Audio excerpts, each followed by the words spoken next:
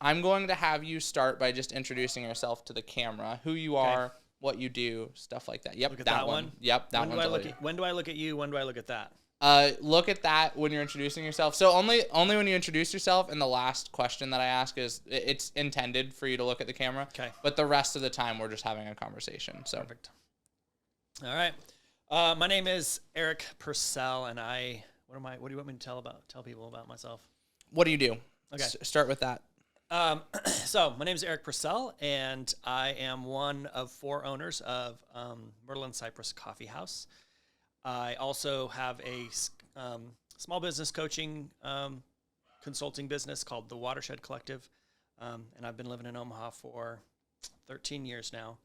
I am married, and I have 3 children. I have a senior who's graduating from Central High School in May, and then I have an 8th grader and a 2nd grader. Okay. I forgot to say that happy birthday to your daughter the other day. Yeah. She's on a little trip to Minnesota. Her choir is singing at the Minnesota Music Educators Conference. Nice. That's a pretty cool honor for them. That's awesome. Yeah. That's awesome. Do you want to tell a little bit of backstory on, I guess, because you've told me you were doing something else, which I want to let you explain Sure. that.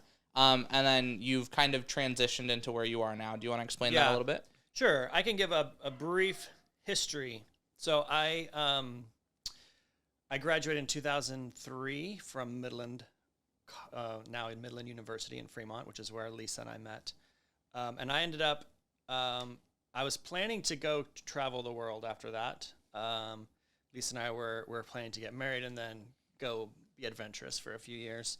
But that summer, my mom died, and so we decided to stay put. Gotcha. And I ended up working at a church as a youth pastor coming out of that, which was not at all by design. It was something I didn't really want to do, but it was the opportunity that was there. And so I worked in church work, mostly in youth ministry, up until 2009, I guess, for about 6 years. And then in the midst of that, also kind of doing some transitions, but always working within a church. So I worked within churches, a number of different churches till about 2011. My wife and I both always sort of struggled with some of the things that we are experiencing in that kind of work and life. Primarily, just unsatisfied with the impact that the churches we were a part of were having in the world, and it was more about come and be a part of our thing and here's our program and here's our stuff, but not a whole lot of engagement with the community in a way that felt meaningful. We were also really hungry for community coming out of, college students coming out of college. You've got all their friends around all the time. And it probably didn't help that I was grieving as well, but that our first experience was in the working world was we didn't have really any friends. All of our friends had left, and this church didn't really provide that for us either. It was an older congregation with a lot of older folks, post World War II. So our experience working within the different churches we worked in was fairly unsatisfying to us, both from a personal level, but also kind of our experience, our belief of what it meant to be followers of Jesus in the world. So we and along that path, my desire was to be a college professor, and so I have a master's degree from Creighton University in theology, and I was intending to go on to graduate school to eventually be a professor. I'm a bit of a nerd that way. I love playing with ideas, and I enjoy teaching. So, and circumstantially, some things didn't work out. Things fell through, and we found ourselves kind of we don't know what we're going to do. So we spent a season trying to discern and decide what to do, and that led us to the Gifford Park neighborhood, basically with this idea of what would happen if we moved into a neighborhood, maybe with a few friends, without an agenda, just to be here and serve and love any way we can. And looking back, I realize how a bit unorthodox we are in that, we didn't really, we kind of felt like we could just go do it on our own. And we did end up joining an organization that sort of sent us, but it was still kind of us dropping in. I don't know, maybe that's probably our entrepreneurial spirit. We're just like, yeah, let's go figure this out. Let's go do it. Let's find a way to make this happen. So there's a little bit of, we didn't have it, basically we were literally just neighbors that dropped in. We didn't come with necessarily an organization that was doing community development. We weren't with In Common. We weren't with a church. We weren't with a nonprofit that was in the neighborhood or in the community. We just, which there are many of them, and there are really great ones that we really probably could have joined up with, and it would have been great. But we didn't. We just moved in, and we spent a solid 6 years simply. I think probably the perception was just volunteering at everything, and it was in that space. One of the things we did was we started a soccer camp because the neighborhood is a very diverse neighborhood, and we wanted to find a way to bring people together, and soccer and kids is a really, everyone's kids come and soccer, so everyone's going to be there. And it is true. So we would run a 6 to 8 week soccer camp in the summer, which is still going. I was on the neighborhood association board, and we started a cultural celebration that ended up growing into a block party that happens still every summer. Community garden, a lot of advocacy around what's getting built in our neighborhood, and the neighborhood school that's there was a really strong neighborhood association initiative that I was a part of. The OPS, well, the neighborhood lost its neighborhood school. I'm probably giving way more background than you need, but it's kind okay. of fun stuff. No, you're good. You're good. It all, like, it doesn't. It's kind of like, I have a hard time not telling all of this story because the story of the coffee shop doesn't make sense, and the story of my entrepreneurial bent and how we do things doesn't make sense without this kind of like backstory. Yeah, so need all the I'm trying to details. keep it short, but so we have a joke. My fiance. Yeah, you'll meet her in a bit here. Okay. Oh, well, you've met her. She always says long story short, and then gives you a 10-15 minute story. Well, that's what's happening right now. That's what's happening right now. So. Well, it's because there's so many good, fun, cool things. OPS took away the neighborhood school. This is just fun history. If you like history, this is why I'm telling the story. The Yates community, it's called Yates Illuminates now. There's okay, I'm sorry. I'm going to do this. You're okay. I'm going to do this. The Gifford Park neighborhood school was called Yates Elementary. It had the longest running parent-teacher organization in the whole city. And it was a very diverse school for a long time. But as in the 80s and 90s especially, the neighborhood became a pretty rough place and ended up closing down the school. Okay. And the community was pretty devastated. And so immediately they started advocating, like, we need a school, we need a neighborhood school. Because there is this understanding that if there's a neighborhood school that kids go to, then they're friends in the neighborhood, they're friends at school, the parents, like, it's a hub space. It's a really important element in a community that draws people together. Yes. And they had lost that. So the building then became, it was used for a number of different ways for quite a few years. Most recently, it was an ELL center for immigrants and refugees, which, moving on, too much backstory. You're good. You're good. But then the OPS on, I don't remember what year it was, but the ballot, it was on there as an initiative to put bonds out there for building a school in the neighborhood, and it passed. And so, all right, the school's going to have a neighborhood. So what's OPS's plan? Their plan was to tear down the building of the Yates building and buy up all the houses around it and build a new school there. Mm-hmm.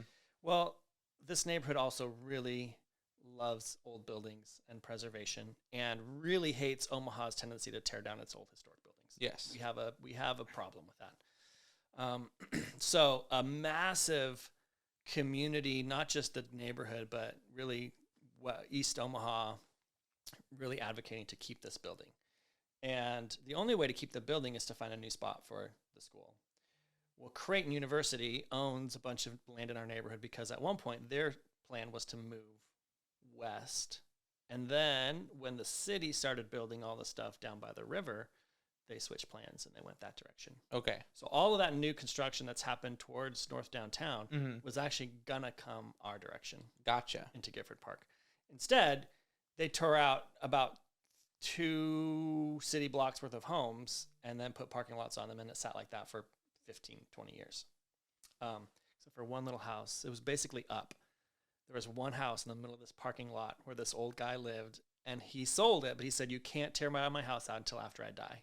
And he lived in that house surrounded by parking lots for like 15 years. As soon as he was dead, they tore it down. That is a crazy story. I hope there's footage out there that I can find of that. You might be able to. It was a really sweet. It was sad and sweet at the same time. So we started petitioning Creighton to sell the land to OPS to build the school on that land in the neighborhood rather than tear down our other building. And they eventually did that. They got a lot of money out of it, far more than they probably should have. But OPS spent far more money than we ever thought they would to buy that land, but they did it. And they built our new neighborhood school on that spot. And then they were well, we're going to sell the Yates building because we don't need it. And everyone expected that it was going to sell to a developer to put apartments in. And that was the highest bid was from that. But in the meantime, another group of neighbors really rallied again. And they developed a nonprofit model and got some of the big city foundations behind it. And put in a very low bid to buy the building. And OPS, props to them, because again, I have a lot to complain about with OPS with how they do things, but they did a couple of really wonderful things in our neighborhood, and this was one of them. They sold the building to Yates Illuminates for $100,000. And so that now has become a community center, primarily serving immigrants and refugees, and they have about 8 or 9 different nonprofits housed in that building and do a lot of really sweet, cool stuff. Metropolitan Community College has a freight garden on that property. Do you know what a freight garden is? Nope, not a clue. So it's a container that they put an aquaponic garden inside of. Oh, okay. And then yeah. they have. I could have put 2 and 2 together. Yeah, there. I mean it's a really cool indoor garden basically. Yeah. So that's happening there. A lot of cool stuff is happening there. All that to say, a lot of investment into the community, a lot of collaborating with neighbors to invest in a more vibrant community. Yeah. I was just going to say, overall, it seemed, just from my experiences in meeting with you, community is absolutely huge for you. Yeah, extremely. Okay. Yeah, and just building strong relationships and strong bonds. And so the coffee shop is really just another one of those things, is how it started for us. It was like from the moment we moved in the neighborhood, it was very clear there were a lot of awesome things happening, but there was no real neighborhood gathering space. Gotcha. And we felt that. We longed for it, and so did everyone we talked to. And a few different folks explored putting in a cafe. Amateur Coffee was the one that was probably the most well known that considered that same spot that we're in. But they passed it up to do some growing in their roastery before they opened the parlor. So after a certain amount of time, my wife and I, Brandon and Megan, our partners, we were like, well, what do we want to do next? It was a little bit of like some things had kind of changed and moved, and we didn't really have a lot we were working on at the time, and we were kind of sitting in this space of, do we stay in the neighborhood? Do we do something else? What do we want to do? Yeah. And my daughter and I were having ice cream one day, and she very randomly just said, "What if you could start a business? What would it be?" And so we just daydreamed together for a while, and came up with, essentially, in my hometown there was the Mighty Mart.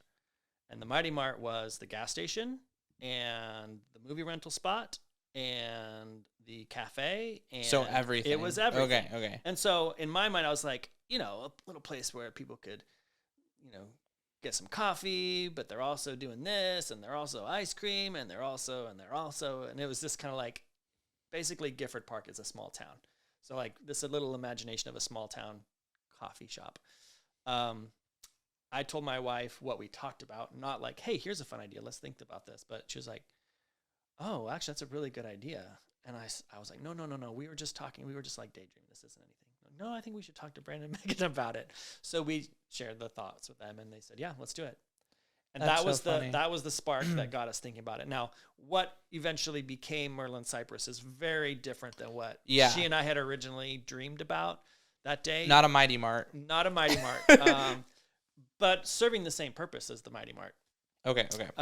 Functionally. So that was, we all were fairly entrepreneurial, but none of us had done coffee. None of us had actually started anything in the food industry, or anything quite this challenging. Like, I had run a paint business, but it was just me.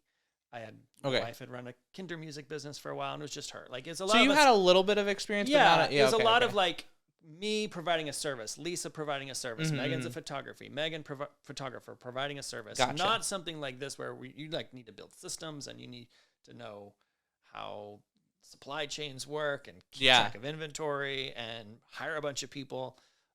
So we just like, yeah, we can do this. And in our minds, it was, this will be a good thing for our neighborhood.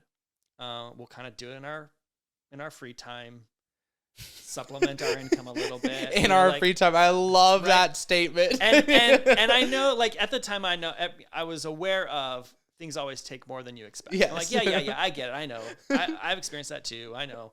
But still, like, completely unaware of what this was that we were about to get into. And we spent a good deal amount of time planning, and really kind of like, can we do this? Is there a market for this? We don't really understand, especially coffee. So pretty extensive business plan, and number crunching. And we decided, let's do it. Let's go for it. So we did. And, we talked to the owners of the property, and they're like, yeah, this sounds great. You guys, we'll rent it to you. But the property was unfinished. It had been gutted, but it was completely unfinished. So I spent 9 months of my life renovating that building. Wow. It looks beautiful. As like general contractor and a lot of the labor. I didn't do any plumbing. I didn't do any electrical. Gotcha. And we had a lot of help from friends and other people that were excited about it. But I was the one every day going down there working. And then as others came, when they had free time, they would help out. It killed me. I will never do that again. You built it well. You built a strong foundation. I had an emotional breakdown in the process. Not joking. We were almost done, and there was a song playing, and there was a line that hit me that I didn't even know, and I just fell to the ground weeping. I was like, "What's wrong with me?" So the thing I'll just say about that is, in anything that we're doing, there's an opportunity for personal growth, self-reflection, self-awareness, self-understanding. And that process for me, though I'd never want to repeat it again, produced a really good fruit of me going like, oh, there's something in here that I need to attend to. And this project, which is not honestly, I know how to work. I grew up in middle Nebraska around farmers. Like, I know how to use tools. I know how to work, but honestly, this is not where I should spend a lot of my time. It drains me. It doesn't really fill me. So I spent 9 months draining myself and getting to a pretty low spot. And then you think you're done, but you're actually just starting. Yep. So we opened. It took way longer. We had a situation with parking that we had to go to the city zoning board of appeals. That felt like it was going to derail the whole project. Ended up being really no big deal, but we didn't know it was going to be no big deal, and we stressed over that for a good 6 weeks. We did a crowdfund to raise money for the espresso machine, and we borrowed money from Dundee Bank, and then we put some of our own money into it. So we bootstrapped it pretty well. We didn't spend a ton of money opening the shop, but we spent a lot of time and sweat equity in there. And then we opened, and expected people to flood in. Well, I mean, we actually hoped they wouldn't, because we were like, I don't know we don't really know what we're doing. How do we make coffee? We didn't have. I mean, Lisa had a little experience working at a local coffee shop in Fremont, and Brandon when we realized we were doing this, like, well, one of us needs to go work in a shop somewhere. So he spent some time working at two different places here in town. And so we had a little bit, and we're all pretty nerdy, and we all kind of geeked out. And my wife is the sort of the inventor, the ingredient holder of the values. And so she develops all of our beverages, and so she was having fun doing that already. And we also have some dietary restrictions in our family. And at that time had a really strict diet. So we're like, we're going to make stuff that we can eat, which is where a lot of the food values come from in the shop. And I don't think you actually said the name of your coffee shop yet. Myrtle and Cypress Coffee House. Okay, I did at the very, very beginning. Okay, I was going to say, I just want to make sure you get the name out there. Continue, sorry. That's funny. That's good. Yeah, so we didn't want people to come. We didn't even put a sign out, really. Wow. Because we were really scared that we weren't going to be able to, like, meet the demand. So it was a slow start for sure. But probably the right pace for us. You know, I think I remember at one point we were like, man, if we have a $50 hour, we're like, this is hard. We're working hard. Like our skills were very slow. And our first coffee espresso grinder took like 30 seconds to grind a shot. Like things were slow. I was going to ask, so most, like I did a little bit of research. So funny backstory. One of my goals eventually in the future is to have a coffee shop on the beach. Okay. I've always wanted that since I was a little child. Nice. For some weird reason. So I've done a lot of research into like starting a coffee shop, and most people say to start with like a mobile trailer coffee shop or like pop-up coffee shops at like pastry, what are they called? I don't know. Like bakeries? Yeah, bakeries. Thank you. Stuff like that, and then work your way into getting a coffee shop so you have that experience and you know you can make the coffee. Yeah. If you were to do it over again, would you recommend that? So, well...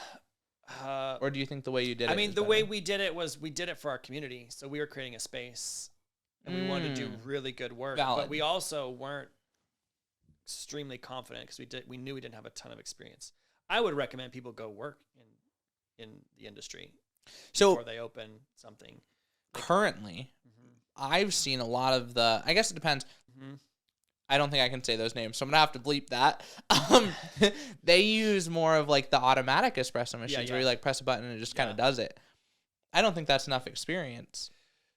Well, no, I would say any experience is good. It's good experience. True. Right. So you're gonna learn something from. True. I can't say that. You're gonna learn, bleep. You're gonna learn something from the big chains. Yes. You're gonna learn inventory. You're gonna learn workflow. You're gonna learn people management, people skills. Like there's things you're still gonna learn.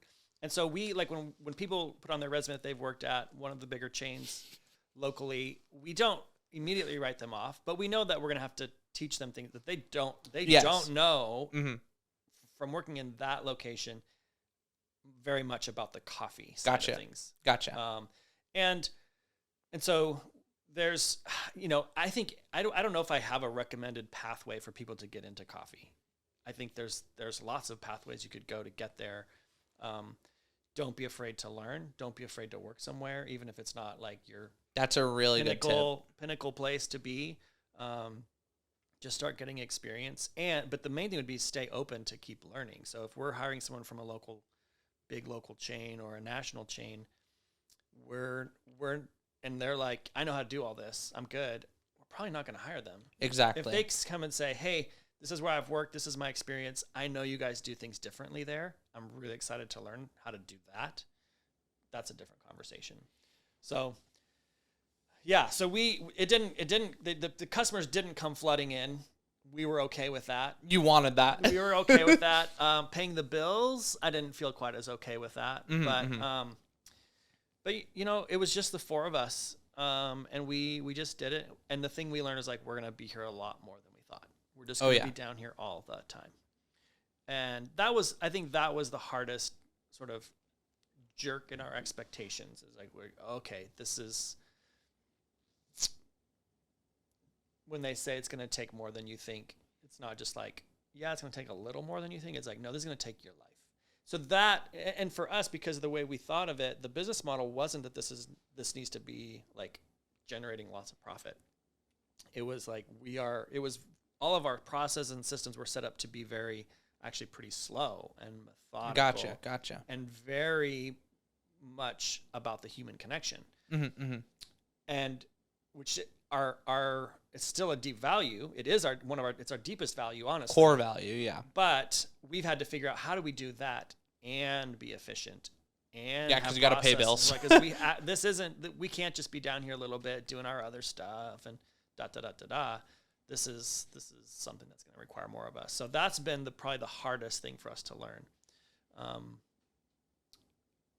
didn't say the hardest thing to learn. The hardest lesson we've had to learn is that, if we're going to do this and do it well, we're going to have to invest all of our heart, soul, mind, body into this. Yes. Which, from what I've been told, you started reading the E-Myth Revised, which is actually right behind the book, so you can't even see what I'm pointing at. Yeah. And you were explaining to me that with reading that book, you've kind of started trying to build processes to like bring on people, kind of work your way out. Yeah. So there's I am a fairly process-oriented person. And we built some processes from the beginning. But our intention was never to multiply. Our intention was never to, I didn't even really imagine that we would hire that many people. This was like neighborhood mom and pop that didn't need to do a lot of revenue. So the systems we built were designed for that and with that in mind. Gotcha. Once we realized that this was taking more of us and needed more financial inputs and to be able to get the revenues we needed, we're like, okay, we got to rethink a little bit. This was probably about somewhere between 6 months to a year in, where we all kind of looked at each other and said, okay, how do we want to hold this business? Is this something we're going to do and make it like the thing we're doing? Or do we need to bow out because this is actually, and find someone else to run this, because we can't do this halfway. So it was at that point that we're like, okay, well, we want to do this. How are we going to make that happen? So that's when I took a full-time job working at a nonprofit locally, working with entrepreneurs. And we had to offload the money that we were spending to pay ourselves and rethink how we hold the whole business. And start slowly building some processes that way. While I was there, then I got to have this massive amount of experience working with a lot of different entrepreneurs who are primarily in the startup phases, coaching them, asking them questions, researching, finding resources for them, connecting them to other resources in the city. So there was a moment there for me about a year that I got to help a lot of people starting business, but I also got to learn a lot about, and just so many resources out there that I hadn't known were out there, didn't have time to look at anyway, wasn't part of what I was doing. And that's the direction you're going now, correct? Yes. Yeah. So then that was, and I had read, I'm a pretty avid reader, so I had read a number of different books. I keep the books for Myrtle and Cypress. So I was doing a lot of those kinds of things. A couple of them early on that I loved was, I'm not going to be able to think of Lean Startup was a really crucial one. You familiar with that book? No, I'm Lean not. Startup. It's mostly a tech industry. It's geared toward tech industry, but it's basically the idea of don't spend a year building a product and then hope you can sell it. Build a minimum viable product, even if it sucks, and sell it, because you want to get a really fast feedback loop, basically. Build your feedback loop really quickly and iterate. And actually, your customers love to help you. They get all excited. So let them give you feedback and iterate, and you build your product that way. So you don't end up 6 months to a year down the road investing tons of money only to find that this is a product nobody actually wants to pay for. Yeah. So what we do is, I guess this is kind of the framework that we've built is we built the product, sold the product, learned how to sell was the biggest thing. Yeah. Then through selling it, revise, improve selling, improve product, continue. Yeah. And just keep looping that. Yep. Yeah. So we've implemented things like that a lot, where right now people have asked us so many times, can we buy your syrups, your vanilla date syrup, your maple date syrup? And we're like, I don't really want to figure that out. I don't, like we're doing other things. But just buy our coffee and call it good. But recently we were like, maybe let's try it. Let's just see. So we bottled some of it up in bottles that we already had. We're not going out and buying new bottles. Mm-hmm. Made a very basic label from the equipment that we already have. Put a price on it. Stuck it in our grab and go fridge, and we're seeing, do they sell? Mm-hmm. We're not spending. We didn't invest any money. We invested about an hour of our time, basically, to see what would happen. Do people really want this, or do they just? Is that just how they say they really love our product and they wish they could take it home? But at the end of the day, they're not going to buy it. Yeah, yeah. And so far, I would say they're not buying it. We put 8 bottles in the fridge. Only 3 have sold in like 3 weeks. I'm like, this doesn't feel like something worth our time. Do people know they can buy it? It's in the grab and go fridge. We're not marketing it okay. But it's in the grab and go fridge. So, I mean, there's those questions. Like, if there's this space of like, we could really do a lot with marketing and selling, and but a minimum viable product is really saying, what's the smallest unit of effort I could put into this to get a quick feedback loop. Mm-hmm. It still needs to be decent-ish. Yeah.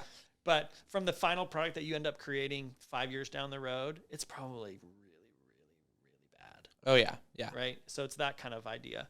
So concepts like that have helped us a lot as we think about how we grow and what we're doing. I didn't even know you had a fridge there that people could buy out of. There's challenges with our little building. It's not... So where's the fridge? So it's, yeah. I'm like trying to think of where the fridge is. I've been there a lot. Yeah. The challenge is that where all of our retail is behind you when you're at the bar or when you're at the counter to order. Okay. Right. So all of the retail we have is behind you. Yeah. Yeah. So like, it's down by the bathroom door. There's a little 2-door fridge down there. I've never seen it. So I'm going to be honest with you. Turn around and look, and you'll see that there's cold brew in there. There's some Dram sodas in there. There's some fisheye kombucha in there. That might be something that people need to know exists. It's true. I was going to say, because like I've been there a lot. And I've looked at it's right across from I've where looked you put at your dirty so dishes. much stuff. Well, also, I mean, it took me a while to figure out you had to put your dirty dishes there. So here's the thing about that is that the value that drives how we design our space is the value of an experience of feeling warm, cozy, cared for. Yeah.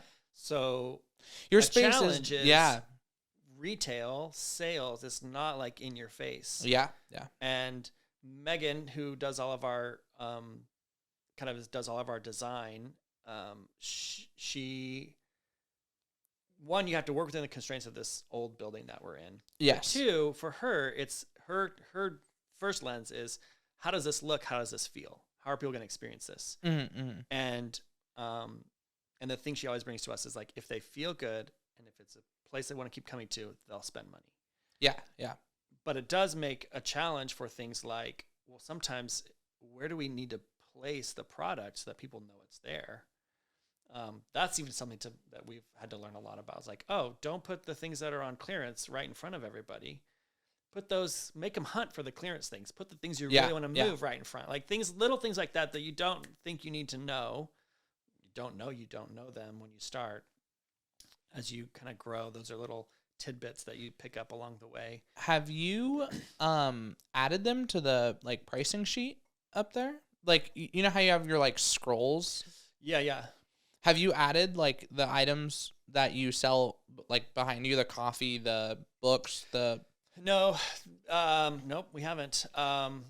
Partially, so we've talked a lot about this. I think partially because it's really busy. We actually have a lot of products that we're selling. And so we have the scrolls, and we've tried to say, what do we want to highlight up there? Seasonal drinks go up there.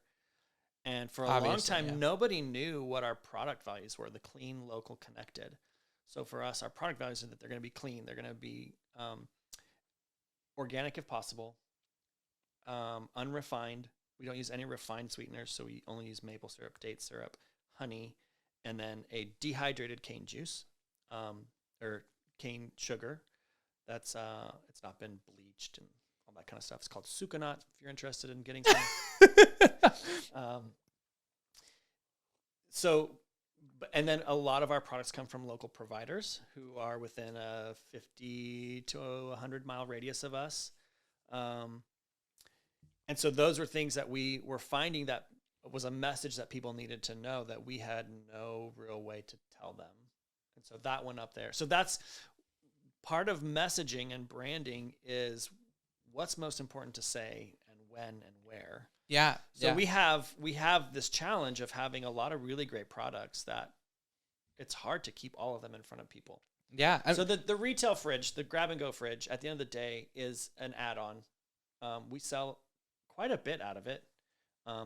Maybe you just need to be more observant when you go That's places. True. But you're not wrong. That also speaks to the fact that in serving our customers, part of serving them is helping them be aware of what's available to them. Yeah. So I'm not trying to take stabs at you there. I was just trying to my understanding of sales is obviously more service based, and we have a website that we utilize for everything. Yeah. We have similar issues, but what we do is we try to simplify what we're selling because our services can be simplified. You can't really simplify actual items when you're selling that many items.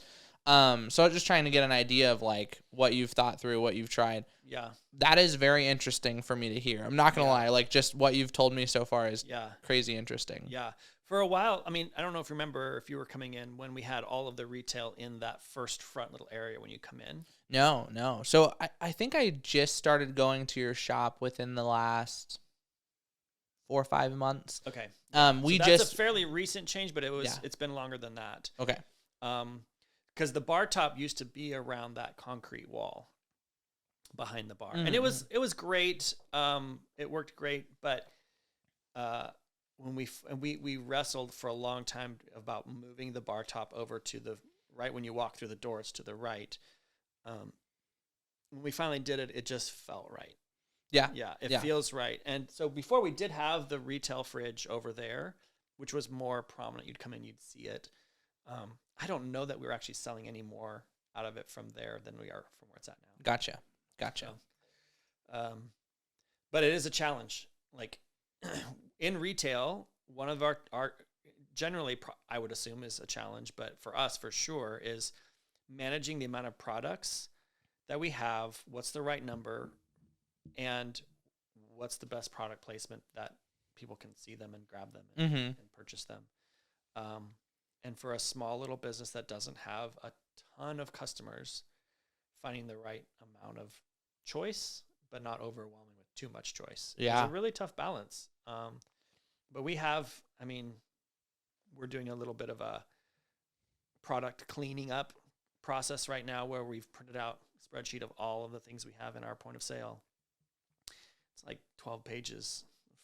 There's a lot of stuff. I would have never guessed and that. Some of it is our seasonal beverage. There's some things that aren't always out. Gotcha. But this is 3 years of history of products we've sold, and just looking what has sold over the last 3 years, what has sold really well, what hasn't sold, what do we just don't bring back at all, what do we have on here that we're why is this still on here? Nobody buys this. We sell 2 of these every month. This is stupid. Let's clear up our brain. Let's clear up our marketing. And then what on here is actually we really actually just need to market this better. I was going to say there's also some things that should sell better, but they're not selling for what reason? Well, it's because we haven't talked about them enough. I was going to say, so there's also an education layer. And one of the things that we know of is I'm trying to think of a good example. So in our industry, what we connect it to is the pricing. So people will tell me that a videographer is out of their price range, but then when I message them and we talk about pricing, they're like, oh my gosh, what you charge is really not that expensive. Yeah. And then it's more a matter of they already had a preconceived notion of what they thought and didn't even try double checking. Yep. So in your case, I feel a lot of people assume that the flavor of coffee comes from the coffee beans. They might buy the coffee expecting to get the flavor of the coffee rather than knowing that it's the syrup or knowing that it's like properly making it and so on and so forth. Yeah. So I feel like there's like an education layer where like maybe teaching them that might actually help with the sales because then they would understand. Yeah.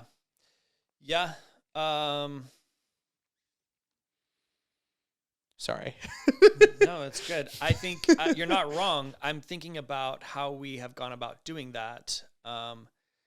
If one of the challenges we faced early on was recognizing that our baristas had a very long spiel that they were giving to people. Okay. And a lot of questions. Do you want this? Do you want that? Do you want this? Do you want Yeah. that? Do you want kind of miss? Yeah. And there was a series of like 6 questions, and explaining, especially in the early days when we did this a lot. This was a good thing in the early days where we were saying, here's where we are. Oh, your first time in, great. Clean, local, connected. We don't use any, like kind of going through our spiel of like what to expect here. Too much. Which is important because we do things differently than what a lot of people experience at most of the chains. It was such a mouthful, so many questions. We could see our customers kind of going, direct me a little bit. I'm a little overwhelmed here. And so we've trimmed that down a lot. But in trimming it down, now they're not getting enough you lose a little bit of that space of being able to sort of educate and tell a story. So it's a tough balance to try to figure out how to do that. So one of the systems then is training your baristas with what do you say? And one of the things I was sitting every once in a while, I'll go sit somewhere else, some other coffee shop, and I was sitting at one of the big chains in town, and the thing that stuck out to me was that the barista, every time they took an order, would ask, "You want that to be a large?" Yeah. Like that, will that be a large? Mm-hmm. Will that be a large? And I was like, oh wow, okay, that's not just this person. This is the company's training to upsell to a large. Because if someone doesn't want a large, they're going to say no. It's no big deal. But if you're asked, do you want a large? Sure. And they're not explaining much about what their coffee is. But I was like, we need to be really intentional about what we train our team to say to the customers when they come in. What are we telling them about who we are? What are we telling them about our beverages? Well, also for us, giving them a lot of freedom to just be a human with the customer, because that's a big part of the experience at Myrtle and Cypress. But we wrestled. It was funny, especially in the early days, the 4 of us owners were like, well, what do you say when they come in? Well, how do you say it? What do you say? What do you say? And I can say, like, it's been a bit since we've focused on that as a training aspect with our team currently. Like, what are the things you say? Yeah. So, like, in our industry, you've met James. Yep. We chat a lot about what we talk about during like consultation calls and stuff like that. And believe it or not, like our consultation call is almost entirely scripted. Yeah. Down to the point of like we say specific things. We like to get our dogs to bark, and then we say things when they bark to kind of relate to the client about, hey, you have dogs, blah, blah, blah. So like a lot of everything we do is like intentional to relate with the client. Yeah. And we've noticed that tends to lead to more bookings. So we've started doing it more. Yeah. And on the topic of what you're saying, very interesting with the large thing. I'm gonna be honest, I've been gotten a few times with that. Yes, you have. That's what that is right there. I was gonna say, not necessarily like specifically what you're telling them, but you can give education in many ways. So your social media is a very good aspect there. Yep. We've touched on we haven't touched on it on here, but we've touched on your website a little bit on how you want to improve that. Mm-hmm. But I was also going to say, like, you've been to Vallis Pumpkin Patch, correct? Yep. One of the cool things that they do is they put little tip sheets next to things. Like, it's like a fun fact about a pumpkin or whatever, and it incentivizes you to buy a pumpkin. Like a fun fact about coffee, and I feel like that might be a cute little thing. And it would very much fit into your little fun fact shop. Yeah. Storytelling is a critical piece of not only selling, but helping people feel like they belong and they know what to expect and they know how to interact with the things that you have around you. True. Taking you as an example, there's something we've missed with you and customers like you who haven't felt invited for some reason to peruse the story of what's on those retail shelves. So I actually, so that's the weird thing is I've looked, I think I give the credit to Lisa. Okay. In chatting with her about books, Yeah. she said something about the fact that there are books on the shelf behind me. And that led me to browsing the books area, which led to like the knitting area. I have no interest in knitting. But then going around the corner, I start to notice the coffee. You have little brewing cups and stuff like that. Yeah. All of that seemed very intriguing. But I never walked around just slightly around that corner to where that fridge is to look at the fridge. Yeah. I don't know why that is. Maybe it's because I recognized that was the bathroom and I just it's not around the corner. It's in the same. It's right next to the coffees. See, it's literally right there. So I must have just never walked that direction. Didn't walk far enough. It's not us. It's you. It probably is. You're probably not wrong. You're probably not wrong. I'm not saying at all that it's your fault. I'm just giving you my observations. Here's what I welcome it. And what's funny is that we often get folks that have an opinion about. Yeah. This is another aspect of running a business. Everybody has an opinion. It's not us, it's right? you. Everybody does have an opinion. And it's really nice when they say, like, have you thought about? Like, then you at least feel like you can engage it. But a lot of people are like, hey, you should do this. You should do that. But everybody has an opinion about how you should do your business, how you should set things up. And so you're balancing this space of, hey, I know I could do better. I know people have expertise that I don't. I have things to learn with. Get out of my business. Yes. This is how I'm doing things. And I have a reason for why I've done it this way. And thank you for your care and consideration, but no thank you. Right. There's a little bit of both that has to go into how you run your business. So if you don't mind me asking, how do you decide when you take advice from people? And this is coming from someone that, like, I hate giving advice to people. Yeah. So I'm a very idea-oriented person. So I will take almost any idea that someone has and say, oh, that's interesting, and I'll consider it. If I was just doing this by myself, I don't know that I have the answer to that question. Okay. But because we're a team with a lot of good perspective and discernment, it's pretty often like, hey, what do you guys think about this? Nope. Or, then the team then we mull it around. And the gift of being a team of four is you can make really good decisions. Yes. It takes work. It takes knowing how to interact with each other and knowing how to care for your relationships and repair them when they have rifts. But we make really good decisions. I was also going to add, so I don't want to I don't know what you're willing to share, but sure. As far as partnership, from my understanding, it's all equal. So 25%.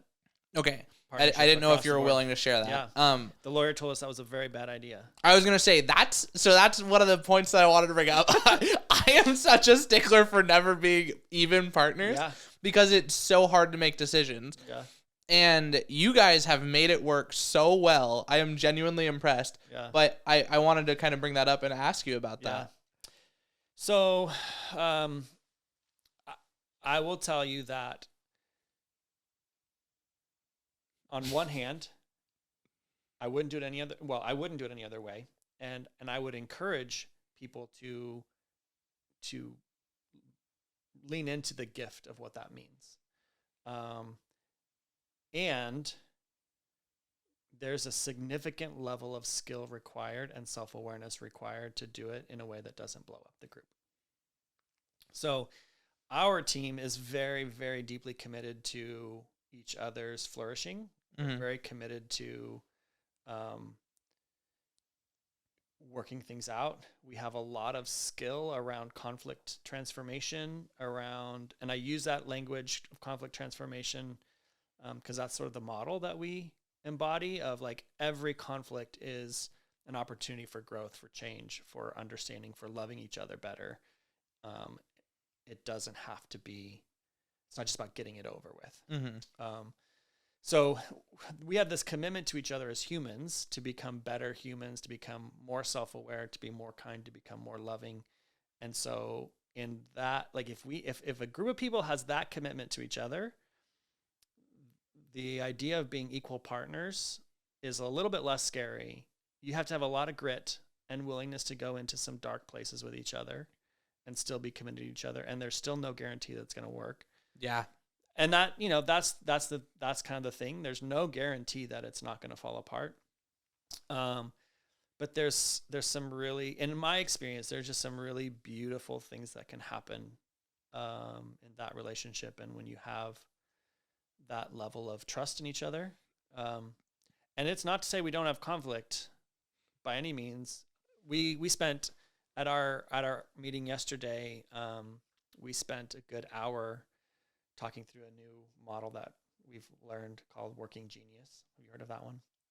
It sounds familiar, but I don't know what it is. It's another group of business owners that I'm a part of has been talking about it a lot. So I'm like, okay, I'll explore this. And we're all kind of nerds for like stuff like that. And so we've been exploring Working Genius, which has 6 different basic types of, it's not, I don't know. They say it's not a personality typing. I feel like it's an aspect of people's personality, how they work, what they're really good at, and the types of work that they excel at. But it's basically built around how high like ideas level down to very task oriented level of work and somewhere and then things in between. Anytime there's a model that we use, I always think of it as a puppet. So a lot of times people don't like models, StrengthsFinder, Enneagram, Working Genius, Myers-Briggs, whatever, DISC, because they feel like it's going to put them in a box. Mm-hmm. And immature people use them to put each other in boxes. And immature people, and I'm not saying immature in a bad way, but just like people who don't know what else to do with this stuff and haven't had someone help them walk through them and understand what they're there for. They'll put themselves in a box, or they'll use it as a weapon. Like, well, I'm just this, so I don't have to do that, or blah, blah, blah. And so those tools often become weaponized and not used in a great way. But at the end of the day, the way I think of them is that they're puppets that we use to talk to each other with. And here's where I'm gonna connect this for you, because you're like, yeah, puppets? Keep going. So here's the deal. Did you watch the Mr. Rogers documentary? You need to watch it. No, I don't. Because it's amazing. I don't really watch a lot of TV. That's my problem. Yeah. Like, I don't watch anything. I don't know if that's a problem, but the Mr. Rogers documentary, I went and saw it at Film Streams when it was out, and it was a really great. I loved it. I remember making fun of Mr. Rogers when I was a kid and watching the show, but to see this as an adult and to be like, oh wow, okay, this man really had a beautiful mission in life, and he accomplished it in many beautiful ways. But one of the things that happened is along the way is that he had done Mr. Rogers' Neighborhood for a long time and kind of felt like he had hit every topic. He's like, I don't know, I think it's run its course, but adults need some of this help too. So let's do a show for adults.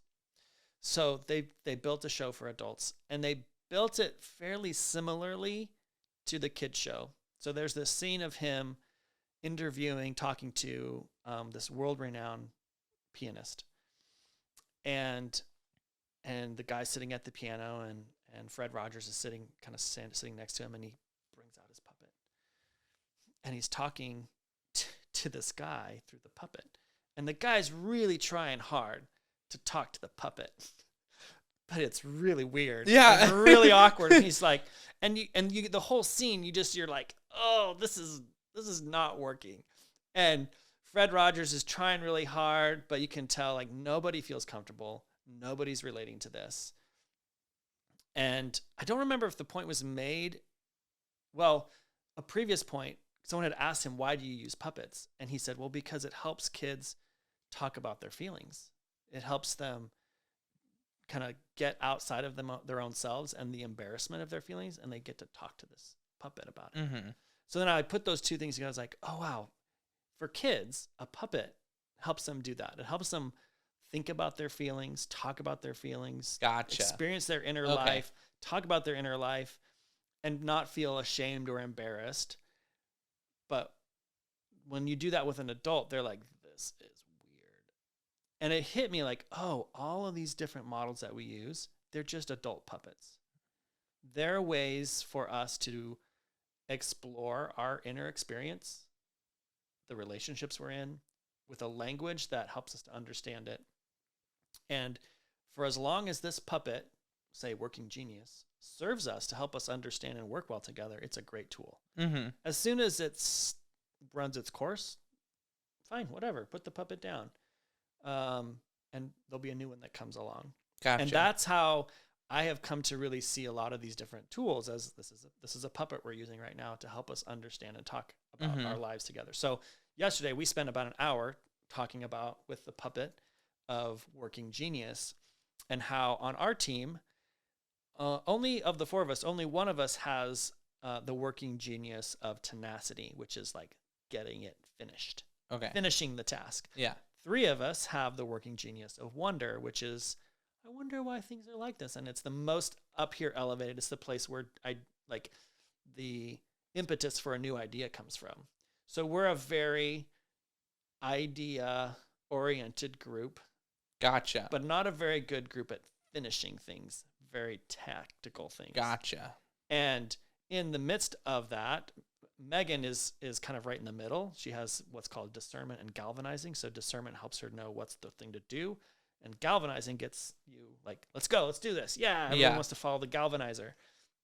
But she has very little E&T, enablement, which is helping, and tenacity. And so when she thinks she's finished a job, it's probably not actually finished, even though she has finished it in her mind. Gotcha. But then someone else has to come in, like, do the final little finishing up. Whereas Brandon, her husband, does have T. He's the one that has T. He'll just finish stuff. Well, that's a place, and I don't have T either. Like, it's very frustrating to me. So me and Megan both don't have T and neither does my wife. So we don't like to finish things, but things have to get finished. And so it had created a little bit of a rift between us, trying to accomplish a task. We probably have multiple examples of this, honestly, where we're trying to finish something, but nobody really wants to finish it. But then someone has to finish it, and there's resentment around, like, it created and has created points of tension for us as a group where the way we're working together isn't running as smoothly as we like. And so we spent an hour talking about that yesterday and honestly doing some relational repair with each other around like a couple of very specific instances where things hadn't gone as smoothly as we would have liked them to. That to me, like, that's what, if you're going to be an equal partner with someone, that's the type of work it takes. You have to slow down enough and we're like really busy right now with a lot of big things that are happening. I know. And we slow down for an hour to talk about our relationship, how we work together. Well, I feel like that's needed in order to do the big things you're trying to do. Yeah. You definitely need to build a stronger foundation. Yeah. I get that. Yeah. So that's what I would say. Like, I would extol the beauty of teams in that way. There's something really remarkable about it. It's going to make you a better human, and it's tough, and it might not be the right time, right? Like, so that's my perspective. I fully also get why the lawyer would say, "Are you sure? Yeah, are you sure about that?" and I would say, if like as a business coach, I would never say, "Hey, you should do this. You should have an equal partnership." I would say, if you feel up to that challenge, it's worth the payoff. But if you're not up to that challenge, and there's no judgment in that, because there's a lot of things that we're going on, like we have going on in our lives, that might not be the thing we're wanting to work on. If you're not up to that challenge, don't do it. Like, you're going to put yourself in a really bad situation. That's awesome. You told me to make sure we stay on an hour, so we're right at it. Sure. So last question, I ask everybody this. You got to look at the camera. This is the last question. Okay. Tell your younger self something that would either get you to where you are currently quicker or where you want to be. Now you're making me think deep. Yeah, this is one that everybody has troubles with, but I love it. It's a great question. It's a question that fits into what we've just been talking about, honestly. Like, where am I at? What am I thinking? So I think the thing I would tell myself, younger Eric, would be, this is weird, looking at the I camera. I know, because you're looking at yourself in the camera too. Eric, here's what I would say to you. Well, it's hard to do this because I know what I want to say. If it's easier to say it to me, No. It's more of like, how to say it. Yeah.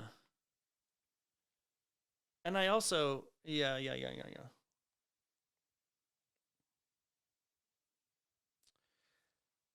Well, okay, this is gonna sound cheesy, but this is what I'm gonna say. Eric, this is what I would say to you, and I would hope that you could internalize a lot sooner than you've been able to. That you are good, you are loved, you are whole, and you are a beloved child. I like that. Yeah. That is very different.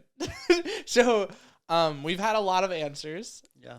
The first 2 or 3 said just do it, basically. Like they were like, just put into action the things that you want to do. Yeah.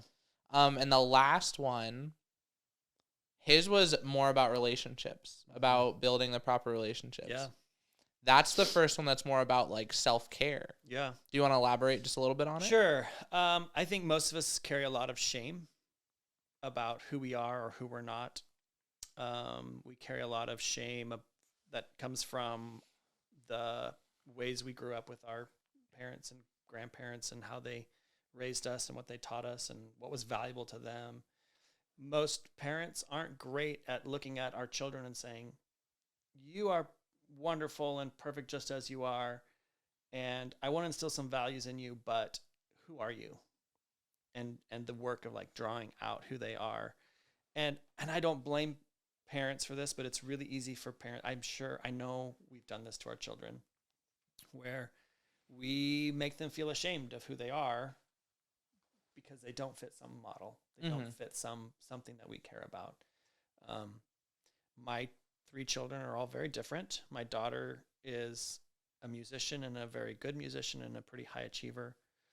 My son, my middle child, is a classic middle child he has interests, but he's sort of merged into everything else and doesn't really cause a stink, and he's just kind of like there. And then my youngest is a classic youngest. He's just loud and always talking and always getting people's attention. Gotcha. And I feel like I think about this a lot with my middle child.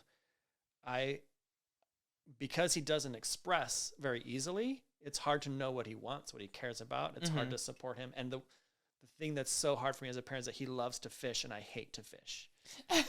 And I've said so many times, like, Brennan, I'm really sorry. I just can't take you fishing. I just can't do, and so what is he internalizing there? There's something wrong with me. I don't know if he is or not, but I can imagine he's going like, I know my dad says it's fine that I like to fish, but he won't even take me. Gotcha. And what's wrong with, why am I this way? Why isn't this differently? And so as an adult, we have to unpack that. And I think for me as an adult, I've done a lot of things in my life, not from an authentic place because I care about this and I love this and this brings me life, but because I need to perform in this way to get other people's approval. Most of that type of that type of activity is either shame or fear based. Like you're doing it because you're afraid of some sort of consequence that's going to come, or how people are going to think of you, or you're ashamed of who you are and you're not brave enough, and not in a judgmental way, but you don't have the bravery and the courage to just show up as you are fully. Yeah. And I think for me, that's if I could have and I say internalize because I've known these things for a very long time, but to feel them and to operate from them and to internalize them in a way that says, yeah, this is, I'm good. I don't need to perform in a certain way to be worthy of the work that I do, to be worthy of relationship, to be worthy of love. It would have been nice to have been able to really embody that reality when I was 25 and 30. And I don't know what choice I'd have done differently. I'm sure that would have been different. Yeah. I completely get that. So, the guy that I actually interviewed last, he is like a mentor to me, and like in the process of everything that I've been doing, he's helped me a lot. And he's actually, I've kind of chatted with you about it lightly, how he's almost coached me in a way. And one of the things he always says to me is, and that's okay. With a lot of the things, like I'll have the biggest dilemma in the world and I'll come to him and like be looking for advice and he'll just be like, that's okay. It's okay to like struggle with that. Right. And that alone has changed my perspective on a lot of things. Yeah. Just normalizing the process. Yeah. Yeah. As a coach, I've been coaching entrepreneurs and business owners for a few years, but before that, I mostly did kind of life coaching, and that was like one of the most important things I did was just normalizing people's experience. That's very cool. Yep, you're right where you're supposed to be. This is perfectly normal. Yep, that's exactly what should be happening right now. Like a lot of that kind of language of, this is normal. That's awesome. You're doing a good job. Keep going. Yeah. Awesome. Well, we're going to go ahead and wrap it up. Cool. We're definitely going to have you again because I know that there was a lot more. We didn't even go through one question. Really? Yeah. We just chatted the whole time. Hilarious. But thank you guys for watching. And if you have more questions, whether it be for Eric or other people, please leave them in the comments and we'll hopefully get those answered. Thank you. Cool. Thanks.